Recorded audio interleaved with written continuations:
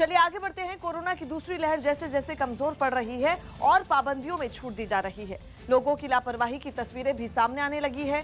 News 18 के विक्रांत यादव की खबर है कि प्रधानमंत्री नरेंद्र मोदी ने नए मंत्रिपरिषद की बैठक में इस पर चिंता जताई। प्रधानमंत्री मोदी ने भीड़-भाड़ वाली जगहों पर बिना मास्क के घूम रहे लोगों, सोशल डिस्टेंसिंग का पालन न करने वाले वीडियो और तस्वीरों पर चिंता जताई। उन्होंने बैठक में कहा कि कोरोना के खिलाफ भारत की लड़ाई पूरे जोश के साथ चल रही है, इसमें लापरवाही या कमी के लिए कोई जगह नहीं होनी चाहिए, क्योंकि एक गलती से भारी नुकसान उठाना पड़ सकता है और कोरोना से लड़ाई कमजोर हो सकती है।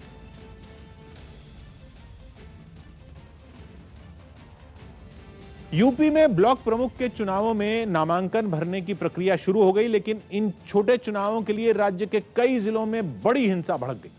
केवल डंडे और पत्थर नहीं, गोलियां तक चली। सबसे हैरान करने वाली तस्वीरें यूपी के सीतापुर से सामने आई, जहां दो उम्मीदवारों के समर्थक आपस में बीच सड़क पर गुत्थम गुत्था हो गए। पुलिस वाले हालात संभालने की कोशिश करते रहे, लेकिन तभी अचानक गोली चलने की आवाज सुनाई दी। लोग कुछ समझ पाते और पांव पीछे खींचते इससे पहले ही कुछ और गोलियां चलने लगी। हर तरफ अफरा तफरी का माहौल बन गया। गाड़ी में बैठे कुछ लोगों को भीड़ मारने पर तुली दिखी। हर तरफ लोग भागते दौड़ते दिखने लगे। कार पर ईंट फेंककर दौड़ रहे एक आदमी को देखते ही पुलिस वाले उसकी तरफ दौड़ने लगे, लेकिन तभी फिर से गोली की आवाज सुनाई दी। पुलिस वाले थोड़े चौकस हुए और उस तरफ देखने लगे जहां से आवाज आई थी, लेकिन तभी कुछ और गोलियां चलने की आवाज सुनाई दी। पुलिस वालों ने अपने कदम पीछे खींच लिए और सड़क पर जमा भीड़ छट गई। एक आदमी जख्मी होकर सड़क पर ही गिरा हुआ दिखा। कोई कुछ समझ पाता इससे पहले सड़क पर धुआं दिखने लगा। लोगों को शक हुआ कि सामने दिख रही गाड़ी में बैठे लोग गोली चलाकर भाग रहे हैं। उनकी तरफ भीड़ दौड़ने लगी तो फिर गोली चल गई। सड़क पर गोलियों के खोखे बिखरे दिखाई देने लगे। लेकिन ऐसा हंगामा केवल सीतापुर में नहीं बल्कि यूपी के कई जिलों में हुआ। यहां तक कि मुख्यमंत्री योगी आदित्यनाथ के शहर गोरखपुर में भी हिंसा भड़क गई और भीड़ को संभालना पुलिस के लिए मुश्किल हो गया। लाठियां लेकर पुलिस वाले भीड़ की तरफ दौड़ने लगे। जो हाथ आया उसे लाठी मिली और जो बच गया वो सड़क के दूसरी ओर पहुंच गया। ये भीड़ पुलिस की कार्रवाई से पहले कई गाड़ियों में तोड़फोड़ कर चुकी थी और पुलिस की कार्रवाई शुरू होते ही भीड़ सड़क के दूसरी ओर जमा होकर पथराव करने लगी। लाल टोपी लगाए लड़के पुलिस वालों की तरफ पत्थर उछालते रहे। कुछ पुलिस वाले पीछे खड़े रहे और कुछ आगे जाकर पत्थर का जवाब पत्थर से देने लगे। थोड़ी ही देर में पुलिस ने एक्शन की तैयारी कर ली और एक साथ पुलिस वाले भीड़ की तरफ दौड़ पड़े। इससे पहले भीड़ ने कई गाड़ियों में तोड़फोड़ की। टूटी हुई गाड़ियों की तस्वीरें हैरान करने वाली थीं। गाड़ियों के शीशे बुरी तरह टूटे दिखे और गाड़ियों के अंदर ईंटों के बड़े बड़े टुकड़े तक पड़े दिखे। बताया गया कि इन्हीं ईंटों से गाड़ियों पर हमला किया गया था। यहाँ तक कि जिस वक्त यह हमला हुआ उस वक्त गाड़ी में एक महिला उम्मीदवार भी मौजूद थी। गाड़ी में भाभी बैठी हुई थी, खड़ा खड़ा ईंटा चला रहे थे। शासन को पत्थर लग रहा, आम जनता को लग रहा, भाभी को लग रहा, सब कुछ चोट लगा। दो उम्मीदवारों के समर्थकों के भिड़ने की घटना जौनपुर में भी हुई, जहां जमकर तोड़फोड़ हुई। कई गाड़ियों को भीड़ ने न केवल तोड़ा बल्कि एक गाड़ी तो पलटी हुई भी दिखी। वहीं यूपी के बहराइच में भी पुलिस के लिए हालात संभालना मुश्किल हो गया। आरोप है कि समाजवादी पार्टी के कार्यकर्ताओं ने हंगामा किया और पुलिस वालों पर पथराव किया, जिसमें कुछ पुलिस वाले भी जख्मी हुए। ब्लॉक चेयरमैन के नामांकन के केंद्र पर भारी भीड़ जमा हो गई। भीड़ जबरन केंद्र के अंदर घुसने की कोशिश करने लगी। थोड़ी ही देर में पुलिस वालों से उनकी धक्का मुक्की शुरू हो गई। जब पुलिस वालों पर भीड़ भारी पड़ती दिखने लगी तो पुलिस ने लाठियां चलानी शुरू कर दी। हंगामा करने वालों को दौड़ा दौड़ा कर पीटना शुरू कर दिया। जो पुलिस के हत्थे चढ़ा उसकी पुलिस वालों ने खूब पिटाई की। यूपी के पीलीभीत में भी दो पार्टियों के समर्थक आपस में झगड़ पड़े। एक दूसरे से दोनों पक्षों की धक्का मुक्की शुरू ही हुई थी कि पुलिस ने फौरन हालात संभाल लिए और दोनों को अलग कर दिया। तनाव को देखते हुए पुलिस की भारी तैनाती की गई। हालांकि हिंसा और हंगामे के आरोप समाजवादी पार्टी और बीजेपी दोनों पर ही लगे, लेकिन हिंसा की हैरान करने वाली तस्वीरें सामने आने के बाद इस पर सियासत भी शुरू हो गई। और खुद अखिलेश यादव ने एक वीडियो रीट्वीट किया जिसमें एक आदमी एक महिला की साड़ी खींचता हुआ दिखा। बताया जा रहा है कि इस महिला ने समाजवादी पार्टी की उम्मीदवार के नाम का प्रस्ताव पेश किया था। अखिलेश यादव ने बदसलूकी करने वालों को कौरव और इस महिला को द्रौपदी कहने में देर नहीं लगाई। एक वीडियो समाजवादी पार्टी की प्रवक्ता जूही सिंह ने भी सोशल मीडिया पर डाला। वीडियो में पुलिस वालों से धक्का मुक्की के बाद एक आदमी आराम से टहलता हुआ दिखा, जिसके पास पिस्तौल साफ दिखाई दी। जूही सिंह ने अपने ट्वीट में तमंचा रखने वाले अपराधियों का साथ देने का आरोप यूपी पुलिस पर लगा दिया। हालांकि पुलिस का दावा है कि दोषियों को बख्शा नहीं जाएगा। जिन लोगों ने भी गड़बड़ियां की हैं उनके विरुद्ध आवश्यक और कठोर वैधानिक कार्रवाई अमल में लाई जाएगी। कई जिलों में पर्चा फाड़ने की घटनाएं भी हुई, जिनमें बदायूं जिले की घटना का वीडियो भी सामने आया। पुलिस के सामने ही 2 लोगों में छीना झपटी हुई, जिसमें एक आदमी के हाथ में मौजूद पर्चा फाड़ दिया गया। कैबिनेट का विस्तार करते हुए राज्यों का संतुलन बनाने पर भी खास ध्यान रखा गया है। सबसे ज्यादा मंत्री देश के सबसे बड़े राज्य उत्तर प्रदेश से हैं, जहां अगले साल चुनाव भी होने वाले हैं। माना जा रहा है कि यूपी और गुजरात दोनों राज्यों के वोट गणित को देखते हुए मंत्रिमंडल की रूपरेखा तय की गई है। मोदी मंत्रिमंडल के विस्तार से जुड़ी बड़ी खबर। मोदी मंत्रिमंडल के विस्तार का पहला असर यूपी और गुजरात में दिखाई दे सकता है। यूपी और गुजरात के नेताओं को जिस तरह से केंद्रीय मंत्रिमंडल में प्रतिनिधित्व दिया गया है और उनका महत्व बढ़ाया गया है, उसे मोदी का मास्टर स्ट्रोक कहा जा रहा है। 2022 में यूपी और गुजरात में होने वाले विधानसभा चुनावों को देखते हुए मोदी ने समीकरण बैठाया है।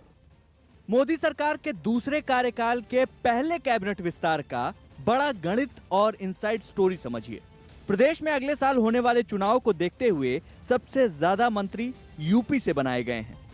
मंत्रिमंडल विस्तार में यूपी से 7 मंत्री बनाए गए। बीजेपी कोटे से पंकज चौधरी, भानु प्रताप वर्मा, बीएल वर्मा, कौशल किशोर, एसपी सिंह बघेल और अजय मिश्र हैं। इनके अलावा अपना दल से अनुप्रिया पटेल को शामिल किया गया है।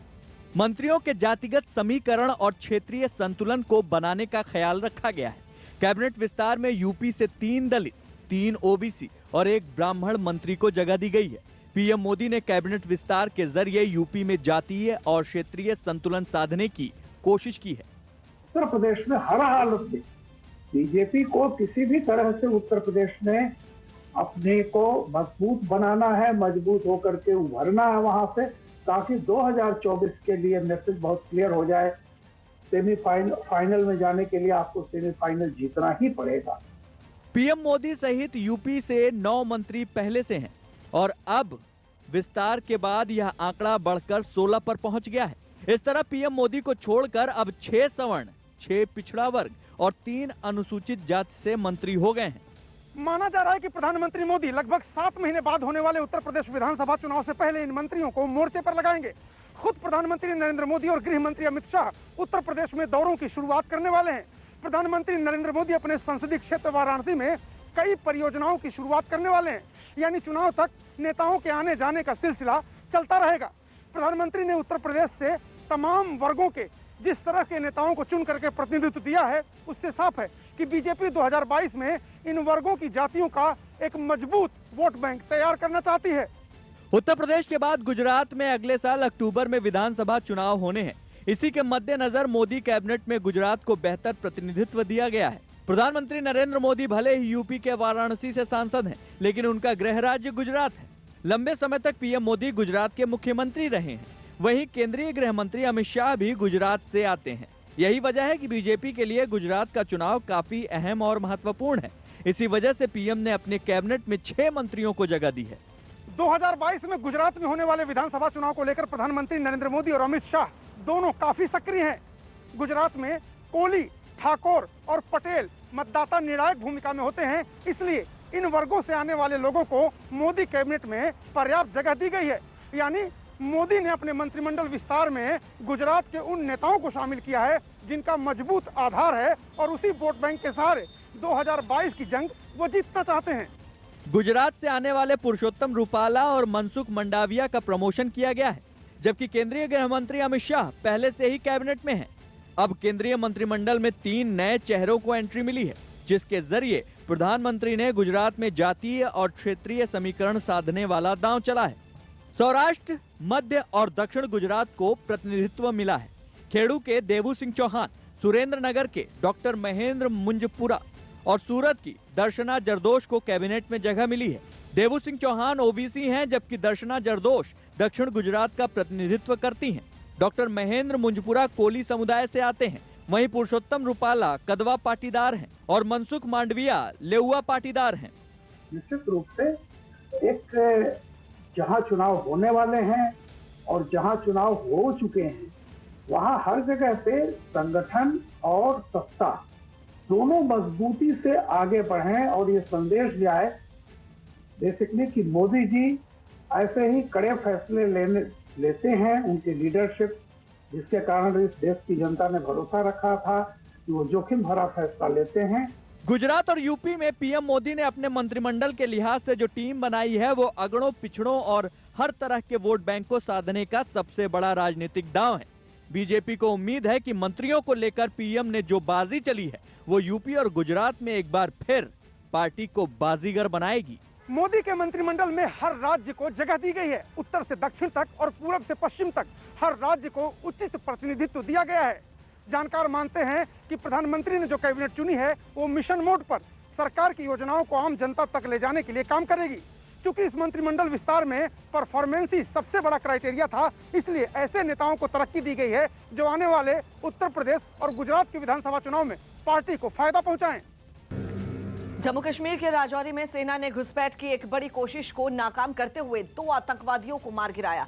कई घंटों तक चली इस मुठभेड़ में सेना के 2 जवान भी शहीद हो गए, लेकिन सेना ने आतंकवादियों के प्लान को कामयाब नहीं होने दिया। घुसपैठ की खबर मिलते ही सेना ने उस इलाके को चारों तरफ से घेरकर सर्च ऑपरेशन शुरू कर दिया, जिसके बाद वहां आतंकियों ने फायरिंग शुरू कर दी। इस मुठभेड़ में आतंकियों को मुंह तोड़ जवाब देते हुए 2 जवान शहीद हो गए। उनके पार्थिव शरीर को जैसे ही राजौरी के अस्पताल में लाया गया, वहां लोगों ने देशभक्ति नारे लगाने शुरू कर दिए। इंडियन आर्मी जिंदाबाद, शहीद जवान। लोगों ने शहीद हुए जवानों के पार्थिव शरीर पर फूल भी बरसाए। खबर है कि दूसरे आतंकियों को पकड़ने के लिए सेना का ऑपरेशन अभी भी जारी है। राजस्थान के लोग पेट्रोल खरीदने पंजाब पहुंच गए। राजस्थान के श्री गंगानगर में पेट्रोल और डीजल की बिक्री में भारी कमी आई है। दावा किया गया कि वहां के ज्यादातर लोग सस्ता तेल खरीदने के लिए पंजाब का रुख कर रहे हैं, क्योंकि देश में सबसे ज्यादा महंगा तेल श्री गंगानगर में बिक रहा है। वहां पेट्रोल 111 रुपए 40 पैसे प्रति लीटर, जबकि डीजल 102 रुपए 45 पैसे प्रति लीटर बिक रहा है। 10 रुपए हमारे सस्ता है तेल, डीजल, पेट्रोल भी सस्ता है, इसलिए हमें फायदा होता है यहाँ से ले जाने पर। वहीं इन हालात को देखते हुए जिले की पेट्रोल पंप एसोसिएशन ने राज्य सरकार से टैक्स कम करने की अपील की। जो 36% और 26% टैक्स आप वेट लगा रखा है, इसको तुरंत प्रभाव से कम किया जाए, जिससे कि पेट्रोल पंप संचालक बच सके। कैबिनेट मंत्री बनाए जाने के बाद ज्योतिरादित्य सिंधिया ने दिल्ली में अपने आवास के बाहर अपने समर्थकों से मुलाकात की और शुभकामनाओं के लिए उन्हें धन्यवाद दिया।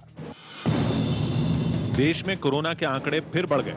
पिछले 24 घंटों में 45,892 लोगों की कोरोना रिपोर्ट पॉजिटिव आई, जबकि ठीक हुए मरीजों का आंकड़ा 44,291 रहा। ऐसा 56 दिनों में पहली बार हुआ जब 24 घंटों में ठीक होने वाले मरीजों से ज्यादा नए केस सामने आए।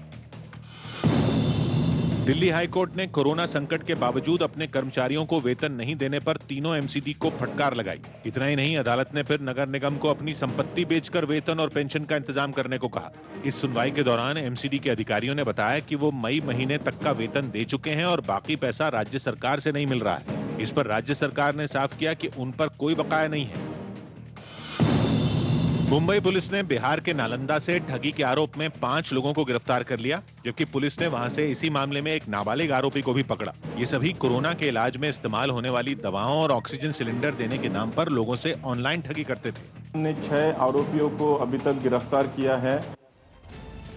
उत्तर प्रदेश के अलीगढ़ से डरा देने वाली तस्वीरें सामने आई। वहां मामूली विवाद पर 2 पक्षों के बीच पथराव और मारपीट हो गई। बाद में पुलिस ने इस मामले में कुछ लोगों को हिरासत में ले लिया, तो वहीं इस हंगामे का वीडियो सोशल मीडिया पर वायरल हो गया, जिसमें दोनों पक्ष एक दूसरे पर पत्थर बरसाते दिखाई दिए।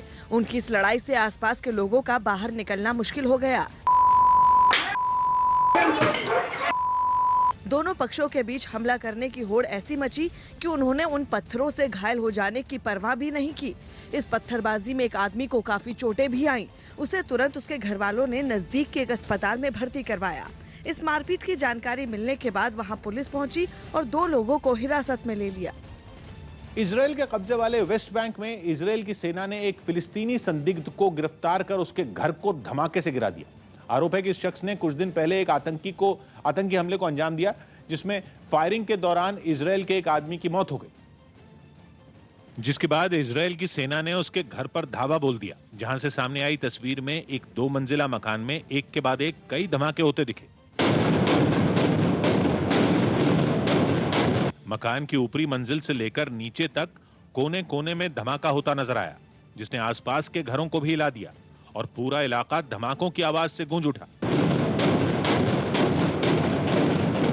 जोरदार ब्लास्ट के साथ ही उस मकान से घने धुएं का गुबार उठता नजर आया, जिसने पूरे घर को अपनी आगोश में ले लिया। ये धुआं तेजी से फैलते हुए अगल बगल के घरों में भी घुसता नजर आया और कुछ ही पलों में पूरा इलाका धुएं की चादर से ढक गया।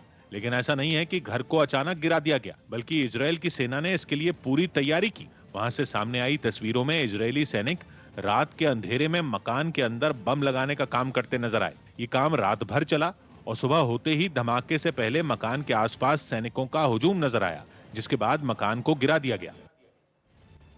रूस की राजधानी मॉस्को में पड़ रही भीषण गर्मी ने वहां के लोगों को बेहाल कर दिया।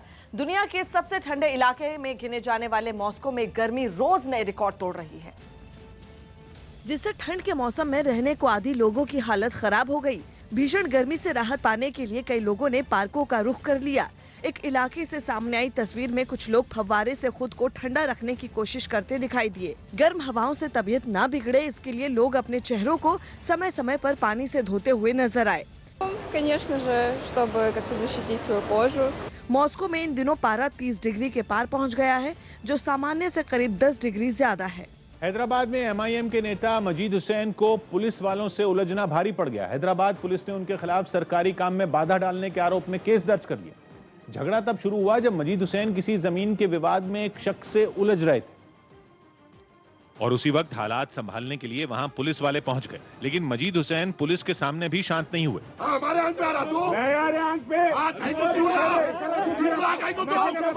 उनका एक साथी भी भड़क उठा, जिसे पुलिस ने रोकने की कोशिश की तो मजीद हुसैन पुलिस वालों से भिड़ गए।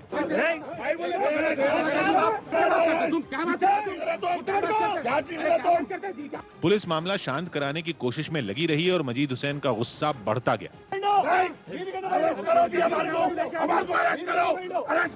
पुलिस वालों से एमआईएम नेता की बदसलूकी बढ़ती चली गई।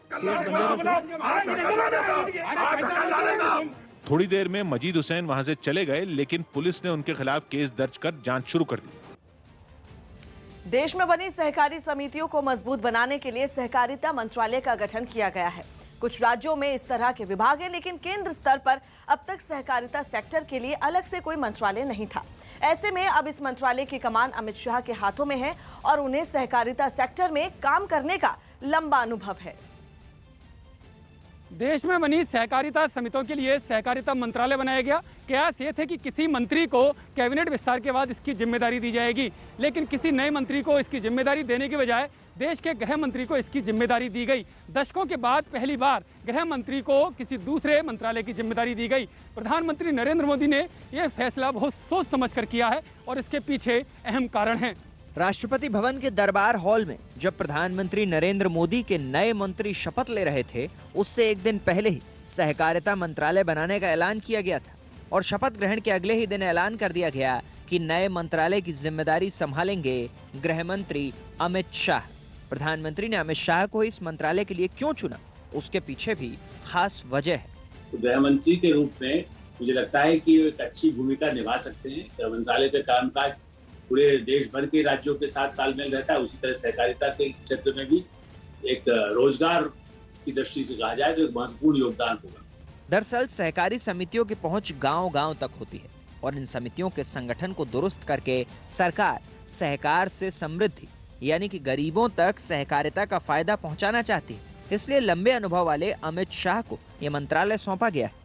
कोऑपरेटिव को आगे बढ़ाने के लिए एक नया अभियान जो शुरू हुआ है, उसके तहत मंत्रालय रहने से और गृह मंत्री चूंकि कई गड़बड़ियां आपको याद, इवन गुजरात सहित कई सहकारी समितियों सहकारी बैंकों को लेकर के सवाल उठे थे, तो एक तालमेल अच्छा हो सकता है कि सहकारिता में गड़बड़ न हो। गरीब किसानों का, मजदूरों का या जो और भी लोग सहकारिता महिलाएं हैं बड़े पैमाने पर, उनको रोजगार उपलब्ध कराने के लिए सहकारिता का आंदोलन एक अहम भूमिका निभा सकता है और यही काम यदि इस मंत्रालय कर सकेगा, ऐसी उम्मीद की जानी चाहिए। अलग सहकारिता मंत्रालय देश भर में चल रहे सहकारिता आंदोलन को मजबूत करने के लिए एक अलग प्रशासनिक, कानूनी और नीतिगत ढांचा तैयार करेगा, जिसकी जिम्मेदारी मोदी के खास रणनीतिकार यानी कि शाह को सौंपी गई है। हम सब साथ मिलके आज गुजरात की जो कोऑपरेटिव की स्थिति आप देख रहे हैं, ये हमारी पूरी टीम ने काम किया है मोदी साहब के मार्गदर्शन। तो अमित भाई को जो जिम्मेदारी देगी, गृह की दो, कोऑपरेटिव की दो या और किसी की भी, हर क्षेत्र में वो काबिलियत उनकी है खुद की, और उनकी सफलता उनके पाँव में है, इसलिए सफलता की ओर ही चलते हैं। अमित शाह को इस मंत्रालय को सौंपे जाने के पीछे मकसद है सहकारिता क्षेत्र में जान फूंकने की रणनीति। अमित शाह को इस क्षेत्र में काम करने का लंबा अनुभव है। गुजरात की राजनीति में रहते हुए सहकारिता क्षेत्र में पार्टी का परचम तो लहराया ही, साथ ही मुनाफा कमाने के कई रिकॉर्ड भी कायम किए। सहकारिता क्षेत्र में शाह का गुजरात मॉडल भी इन्हीं वजहों से सुर्खियों में रहा। गृह मंत्री अमित शाह गुजरात में बीजेपी की राष्ट्रीय सहकारिता प्रकोष्ठ के संयोजक रह चुके हैं। अमित शाह 36 साल की उम्र में अहमदाबाद जिला सहकारी बैंक के अध्यक्ष बने थे। उस वक्त एडीसीबी यानी कि अहमदाबाद जिला सहकारी बैंक के सबसे कम उम्र के अध्यक्ष थे। अपने 1 साल के कार्यकाल में अमित शाह ने 20 करोड़ 28 लाख का बैंक का घाटा पूरा किया था, और न सिर्फ घाटा पूरा किया बल्कि उसी साल बैंक को 6 करोड़ 60 लाख रुपए का लाभ भी हुआ था। देश में चल रहे बहुत से सहकारी बैंक या तो भ्रष्टाचार का शिकार हैं या फिर घाटे में डूबे हैं। इन्हें उबारने के लिए अब अमित शाह का अनुभव काम आने वाला है। गुजरात में खुद अमित शाह जी और भी कई बड़े ऐसे नेता रहे हैं जो लगातार सहकारिता के बैंकों से, सहकारिता के अभियान से, सहकारी समितियों से जुड़े हैं। तो उनके अनुभव का लाभ महाराष्ट्र और गुजरात में, जैसा मैंने पहले भी कहा, उसका लाभ निश्चित देश के अन्य भागों में, खास करके किसानों, मजदूरों, महिलाओं, युवकों के सहकारी समितियों को कैसे सुनियोजित ढंग से चलाया जा सके, उसके नियम कानून पहले भी कुछ रहे हैं, उसको और अधिक सुधार करके बैंकों से कैसे लाभ मिला सके। अलग सहकारिता मंत्रालय से सहकारी समितियों का ढांचा सुधारा जाएगा, लेकिन इस मंत्रालय के बनने से राजनीतिक पार्टियों पर भी आंच बढ़ सकती है। जैसे महाराष्ट्र में सहकारी समितियों पर एनसीपी और कांग्रेस का बड़ा कब्जा है। ऐसे में अलग सहकारिता मंत्रालय से महाराष्ट्र में राजनीतिक हलचल बढ़ सकती है। कांग्रेस और एनसीपी के कई ऐसे नेता हैं जो बड़े बड़े घोटालों में उनके आज भी फाइलें घूम रही हैं। उन पर नियंत्रण करना या उनके जो स्वार्थ हैं उस पर जरूर कुठाराघात हो सकता है। मोदी सरकार अब से पहले जल शक्ति के नाम से नया मंत्रालय बना चुकी है। अब देश भर की सहकारी समितियों को दुरुस्त करने का काम ये नया मंत्रालय करेगा। देश की सहकारिता समितियों को मजबूत बनाने के लिए नया सहकारिता मंत्रालय बनाया गया। कुछ राज्यों में इस तरह के विभाग हैं, लेकिन केंद्र स्तर पर अभी तक इस तरह का कोई भी मंत्रालय नहीं था। देश में सहकारी समितियों के जरिए देश के गांव, गरीब और किसान को फायदा पहुंचाने के लिए इस मंत्रालय के बेहद मायने हैं। कहा जा रहा है कि इस विभाग की अहमियत कृषि और ग्रामीण विकास मंत्रालयों के जैसी होगी। बिहार के कई जिलों में बाढ़ से जूझ रहे लोगों पर एक बार फिर से भारी बारिश का खतरा मंडराने लगा। मौसम विभाग ने राज्य के 12 से ज्यादा जिलों में अगले 48 घंटे में भारी बारिश का अलर्ट जारी कर दिया। मौसम विभाग का यह अलर्ट ऐसे समय में आया है जब बिहार के कई जिलों में लोग बाढ़ की वजह से रोजाना नई नई परेशानियां झेल रहे हैं। बेतिया में तो रात से हो रही बारिश की वजह से हालात बेहद खराब हो गए और कलेक्टर के घर में पानी जमा हो गया, जिसे देखकर ऐसा लगा मानो वो कोई झील हो। यही हाल शहर के कई और अधिकारियों के आवास का भी हुआ। यहां तक कि इस आसमानी आफत से अस्पताल भी नहीं बचा। बेतिया में लगातार बारिश की वजह से पंडई नदी डराने लगी है। उसका जलस्तर इतना तेजी से बढ़ रहा है कि गांवों को बचाने के लिए किए गए इंतजाम कम लगने लगे। कहीं नदी का पानी कटाव रोकने के लिए रखे गए रेत के बोरे बहा ले गया, तो कहीं पुल टूट गया, जिस पर नदी का पानी ऐसा बहने लगा मानो वो सब कुछ अपने अंदर समा लेगा। कई गांव तो अभी से कट चुके हैं। परेशानी की बात तो यह है कि बेतिया और उसके आसपास के जिलों में तेज बारिश के साथ बिजली गिरने की भी चेतावनी जारी की गई और लोगों से खास तौर पर कहा गया है कि वो अगले कुछ दिनों तक घर से ना निकलें, क्योंकि आसमान से केवल पानी ही नहीं, बिजली भी गिर सकती है। बेतिया से मिलते जुलते हालात बगहा में भी हैं। वहां के कुछ इलाकों के लोगों को मसान नदी ने परेशान कर रखा है। तो लगातार बारिश के बाद सुखावड़ा नदी भी रौद्र रूप दिखाने लगी और उसका पानी बगहा के कई गांवों में ऐसा घुसा कि लोगों के घर डूब गए। क्या सड़क और क्या खेत, जिस तरफ देखो समंदर जैसी दिखने वाली तस्वीरें थी। लोग कमर तक भरे पानी में चलने और तेज धार के बीच जान जोखिम में डालकर आने जाने को मजबूर हो गए। चारों ओर पानी ही पानी, लेकिन किसी की प्यास नहीं बुझा सकता था। इस वजह से पीने के पानी के लिए एक महिला बाढ़ में डूबा हैंडपंप चलाती दिखी। बगहा में पिछली बार भी बाढ़ ने ऐसा ही तांडव किया था और इस बार भी वही हाल है, जिससे लोग नाराज दिखे। पानी में चारों ओर से घेरायल बन गया, कुछ लोग पानी में ना कोई देखे, अब लोग पानी में पड़ के देखे है। हाजीपुर में भी गंडक नदी का पानी तबाही ला सकता है। वहां पानी खतरे के निशान के ऊपर है और कई इलाकों में किए गए सरकारी इंतजामों को मुंह चढ़ा रहा है, क्योंकि बांध के कटाव रोकने के लिए रखी गई रेत की बोरियां तिनके की तरह बह गईं। डर इस बात का है कि कहीं बांध टूट न जाए। हाल में नहीं आया, कटाव ऐसा है। कटाव होने से आप लोग को डर भी है क्या? बहुत डर है। इस बांध के जगह जगह पर कमजोर होने की वजह से लोगों की नींद उड़ी हुई है, जबकि प्रशासन की दलील है कि वो हर खतरे से निपटने के लिए तैयार है। नदियों का बढ़ता पानी रोजाना लोगों की मुसीबत बढ़ा रहा है। मधुबनी में तो नेपाल से आने वाली 3 नदियां अपने साथ तबाही लेकर आईं और कोसी नहर प्रोजेक्ट के तहत बनाई जा रही पुलिया अपने साथ बहा ले गई, जिसकी वजह से कुछ गांव कट गए और लोगों को इस पार से उस पार जाने के लिए जुगाड़ लगाना पड़ा। जिन्हें तैरना आता था वो तैर कर गए और जिन्हें नहीं आता था वो रस्सी पकड़कर किनारे पहुंचे। मधुबनी में गांव के गांव पानी में डूब चुके हैं, सड़क का कहीं नामो निशान तक नहीं है। ऐसे में जिन लोगों की शादी है उनके पास नाव ही आखिरी सहारा बचा, क्योंकि दूल्हा घोड़ी पर नहीं बल्कि नाव पर आया और शादी के बाद वो अपनी दुल्हन उसी नाव से ले गया। बिहार में कई जिले ऐसे हैं जहां के गांवों के लोग बाढ़ में बेघर हो चुके हैं। पूर्णिया में तो लोगों ने अपने हाथों से अपना घर तोड़ दिया और बंजारों जैसी जिंदगी जीने को मजबूर हो गए। मौसम विभाग के अलर्ट के बाद इन लोगों की मुश्किलें यहीं खत्म होती नजर नहीं आ रही, क्योंकि अनुमान है कि अगले 48 घंटे बिहार पर भारी हैं। मौसम विभाग ने चेतावनी जारी की है कि अगले 48 घंटे में राज्य के कई जिलों में न केवल तेज बारिश हो सकती है बल्कि बिजली भी गिर सकती है। जिन जिलों पर सबसे ज्यादा खतरा है उनमें कटिहार, अररिया, पूर्णिया, पटना और गया जैसे जिले शामिल हैं। राज्य के 7 जिलों में तो पहले से ही ऑरेंज अलर्ट जारी किया जा चुका है, जिसका मतलब यह है कि लोगों को खराब मौसम के लिए तैयार रहना होगा। मौसम विभाग का कहना है कि रात से मौसम में काफी बदलाव आया है। कुछ जिलों में तो बारिश शुरू भी हो चुकी है, जिनमें मोतिहारी और बगहा शामिल है। मोतिहारी में 107 मिलीमीटर बारिश हो चुकी है, जबकि बगहा में 66 मिलीमीटर बारिश हो चुकी है। बिहार के समस्तीपुर जिले में लगातार हो रही बारिश की वजह से बूढ़ी गंडक नदी खतरे के निशान को भी पार कर गई है, जिसके बाद नदी का पानी कई इलाकों में पहुंच गया है। तस्वीरें हम आपको दिखा रहे हैं कि किस तरह से वहां रहने वाले लोगों की मुश्किलें बढ़ गई हैं। गांव के साथ शहरों में भी नदी का पानी लोगों की मुसीबत का सबब बन गया है।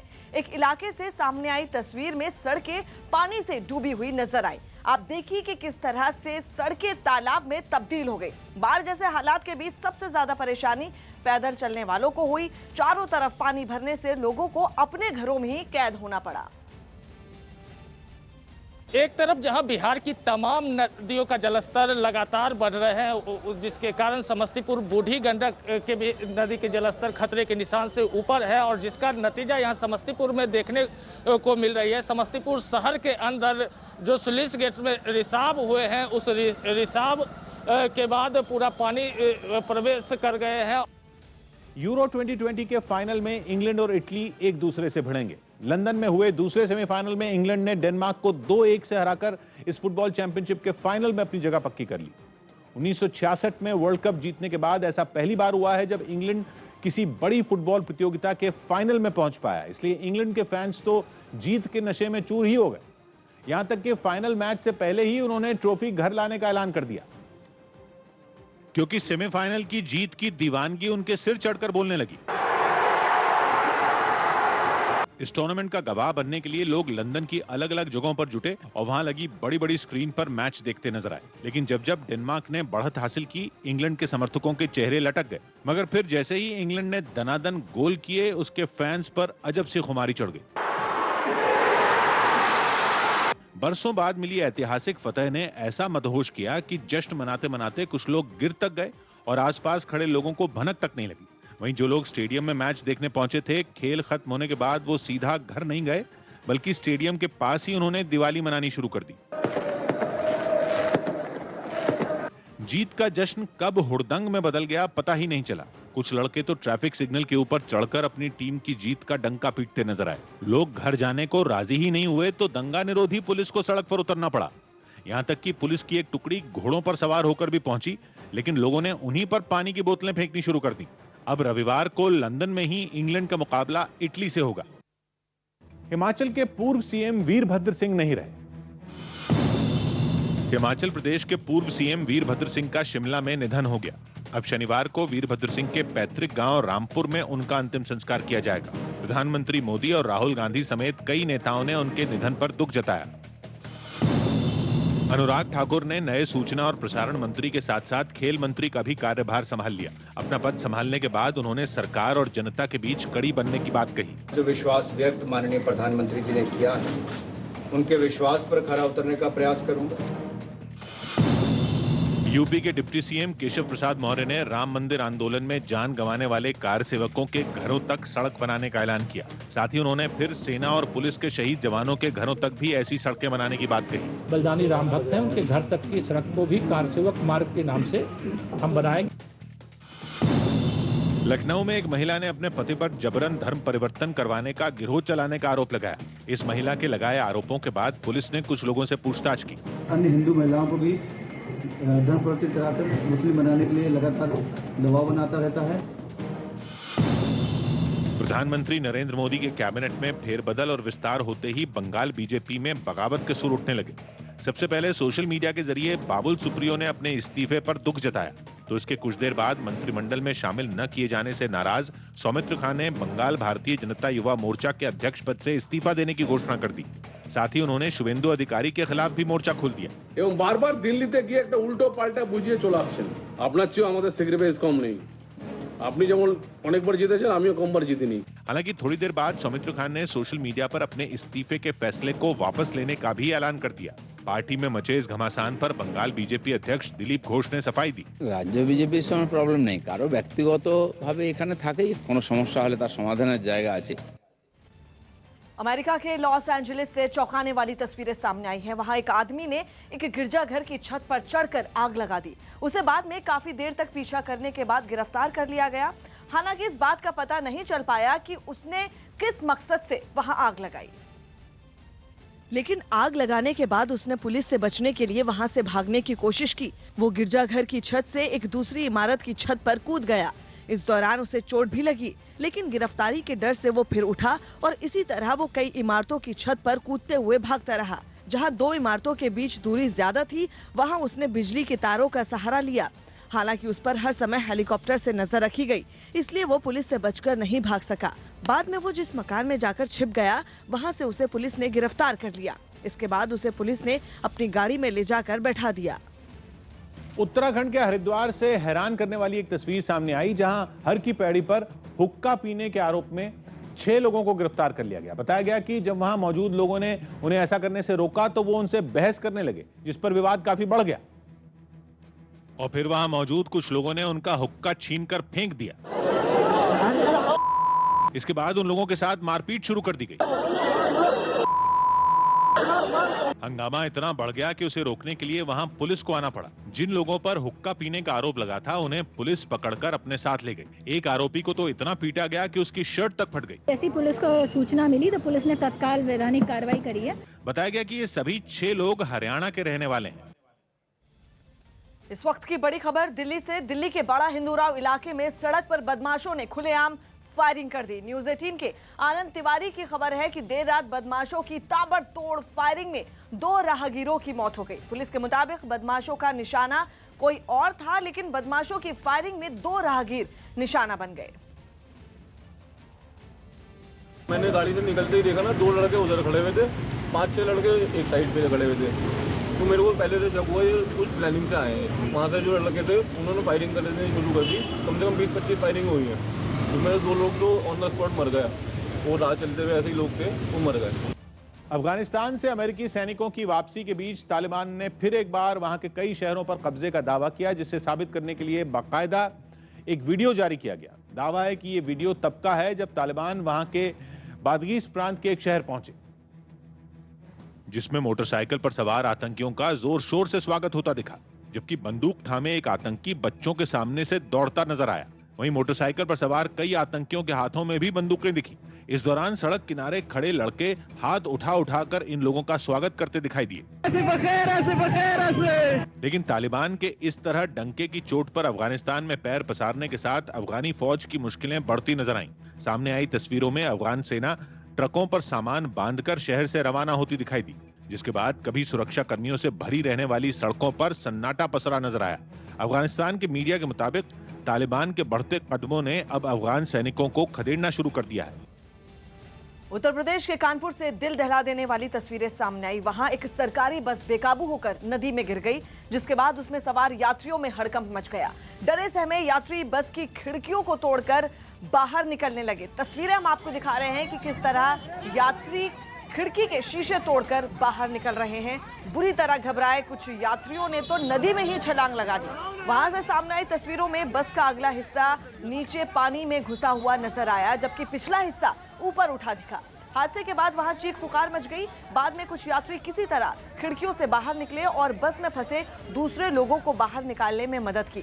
आपको बता दें, हादसे की जानकारी मिलते ही राहत बचाव की टीमें भी वहां पहुंची और लोगों को निकालने का काम शुरू किया गया। इस हादसे में कुछ यात्री मामूली रूप से घायल हो गए, जिन्हें अस्पताल में पहुंचाया गया। सोशल मीडिया कंपनी ट्विटर को दिल्ली हाई कोर्ट से तगड़ा झटका लगा। न्यूज 18 के अमित कुमार सिंह की रिपोर्ट है कि परमानेंट ग्रीवेंस ऑफिसर की नियुक्ति के मामले में हाई कोर्ट ने ट्विटर को राहत देने से इनकार कर दिया और केंद्र सरकार को निर्देश दिए कि अगर उसे किसी नियम का उल्लंघन होता दिखे तो वो भारतीय कानून के तहत ट्विटर पर कार्रवाई कर सकती। इससे पहले ट्विटर ने हाईकोर्ट को बताया कि उसने अंतरिम अधिकारी की नियुक्ति तो कर दी है, लेकिन परमानेंट ग्रीवेंस ऑफिसर की नियुक्ति के लिए उसे 8 हफ्ते का वक्त चाहिए।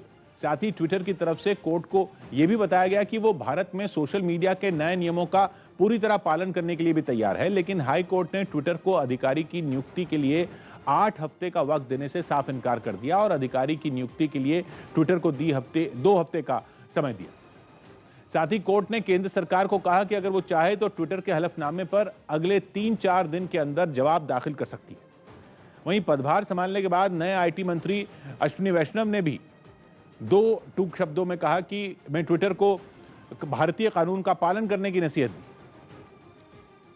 ट्विटर को लेकर क्योंकि डेडलाइन निकल गई, कानून को फॉलो नहीं कर रहे हैं। देश के कानून को सबको फॉलो करना पड़ेगा। असदुद्दीन ओवैसी यूपी के दौरे पर पहुंच गए। एआईएमआईएम नेता असदुद्दीन ओवैसी ने यूपी विधानसभा चुनाव के लिए अपनी तैयारी शुरू कर दी। इसके लिए वो खुद यूपी दौरे पर पहुंचे और बहराइच में अपना दफ्तर खोल दिया। साथ ही अपने दौरे में उन्होंने लखनऊ में सुहेल देव भारतीय समाज पार्टी के प्रमुख ओम प्रकाश राजभर से भी मुलाकात की। उत्तर प्रदेश में योगी और बीजेपी की हुकूमत को शिकस्त देंगे। केंद्र में मंत्रिमंडल विस्तार के बाद विपक्ष ने सरकार पर सियासी वार शुरू कर दिया। सबसे पहले कांग्रेस ने कैबिनेट विस्तार के बहाने केंद्र सरकार को घेरा। There is no effective government in center. You are admitted that these all the ministries are totally in failure. आम आदमी पार्टी भी इसमें पीछे नहीं रही। जो भाजपा से आए हुए मंत्री हैं, उनके ऊपर इनका भरोसा कम हुआ है। विपक्ष के इन हमलों पर बीजेपी ने भी करारा पलटवार किया। बेगानी शादी में अब्दुल्ला दीवाना, अब इनको क्या मतलब, केवल विरोध के लिए ही विरोध करना है तो फिर करते रहिए आप। कश्मीर के बाद परिसीमन आयोग ने जम्मू के राजनीतिक दलों से मुलाकात की। इस मुलाकात में जम्मू कश्मीर में विधानसभा और लोकसभा की सीटों के बंटवारे पर चर्चा हुई। केंद्रीय मंत्री ज्योतिरादित्य सिंधिया का फेसबुक पेज हैक किए जाने का आरोप लगा। इसके बाद ग्वालियर में पुलिस ने इस मामले में केस दर्ज कर दिया। आज की ताजा खबर में एक ब्रेक।